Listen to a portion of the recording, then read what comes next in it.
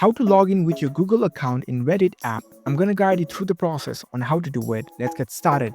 First of all, on your phone, head over to the Reddit app, launch the app on your phone. After you are in the app, you will see this kind of interface. This is the welcome screen. Here you'll see the login options. If you want to log in with your Google account, you must have already created your account before with the Google account. Only after that you can use your Google account to log into it. If you have already created your account using the Google account, over here in this login section, you can see this continue with Google option. If you tap on it, it will let you choose the Google account saved in your device. If you have created your account using one of these accounts, you can select from it.